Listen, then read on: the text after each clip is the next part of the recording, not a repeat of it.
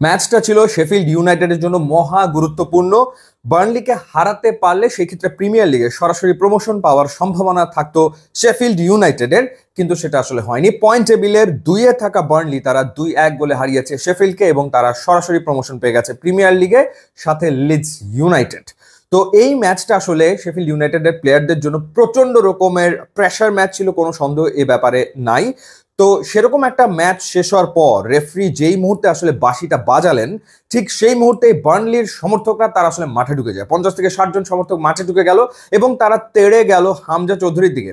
এমন না যে শেফিল্ড ইউনাইটেডের অন্যান্য প্লেয়ারদের দিকেও তারা তেড়ে গেছে, অঙ্গভঙ্গি করেছে, বাজে কথা বলেছে।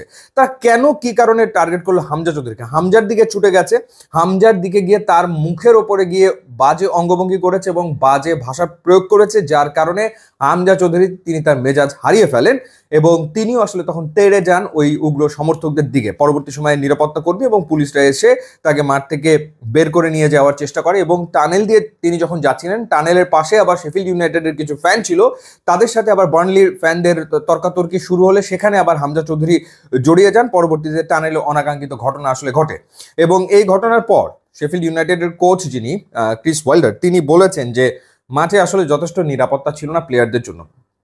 যথার্থ বলেছেন, কারণ টার্ফ মুরে আমরা যেটা দেখলাম যে প্লেয়ারদের এত কাছে কিভাবে করে সমর্থকরা আসলে চলে যায়, একদম এত কাছে গিয়ে তারা যাতা বলছে, যাতা আচরণ করছে, সেটা আসলে কেমন করে হয়? তো সেই ঘটনাটা আসলে ঘটেছে কারণ ওই যে বার্নলি তারা প্রিমিয়ার লিগে চলে গেছে, সেই উদযাপন করতে গিয়ে তারা মাঠে ঢুকে টার্গেট করে ফেলে আসলে হামজা চৌধুরীকে। কি কারণে তারা অসন্তুষ্ট হামজার ব্যাপারে সেটা আসলে তো বোধগম্য হয় না, কিন্তু আমরা যতটা হামজাকে দেখেছি যখন তিনি বাংলাদেশে এসছেন, তিনি যতটা নম্র, ডাউন টু আর্থ, যেভাবে মানুষের সাথে মেশেন, যেই ছবি তুলতে চায় তার সাথেই ছবি তুলেছেন, সবার সাথে কথা বলেছেন, তার আন্তরিকতার কোনো অভাব আমরা দেখিনি।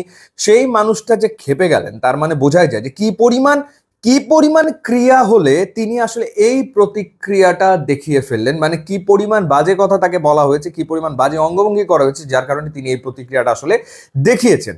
তো যাই হোক, এখন বিষয়টা হলো যে শেফিল্ড ইউনাইটেডের কি প্রিমিয়ার লিগে খেলার সম্ভাবনা আছে কিনা? দুটো দল সরাসরি প্রমোশন পেয়ে গেছে, লিডস ইউনাইটেড এবং একই সাথে হচ্ছে বার্নলি। শেফিল্ডের এখনো সম্ভাবনা রয়েছে, সেক্ষেত্রে প্লে অফে তাদের দুটো ম্যাচ ডেফিনেটলি জিততে হবে। এখন পয়েন্ট টেবিলে 3 থেকে 6 এই 4টা দলের ভেতরে প্লে অফ হবে এবং সেই প্লে অফ থেকে আরো একটা দল প্রিমিয়ার লিগে খেলার সুযোগ পাবে। তো শেফিল্ডের সেই সম্ভাবনা ডেফিনেটলি এখনো আছে। সো একই হামজা চৌধুরীর যে দল লিস্টার সিটি, সেটা অবনমন হয়ে গেছে, রেলিগেটেড হয়ে গেছে।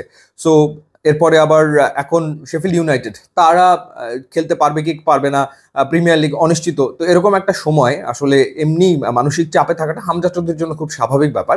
এর ওপরে বার্নলি ফ্যানরা যেটা করেছে সেই কারণেই আসলে হামজা এই প্রতিক্রিয়াটা দেখিয়েছে বলে মনে হয়। কিন্তু এখনো শেফিল্ড ইউনাইটেডের কিন্তু প্রিমিয়ার লিগে খেলার সম্ভাবনা রয়েছে।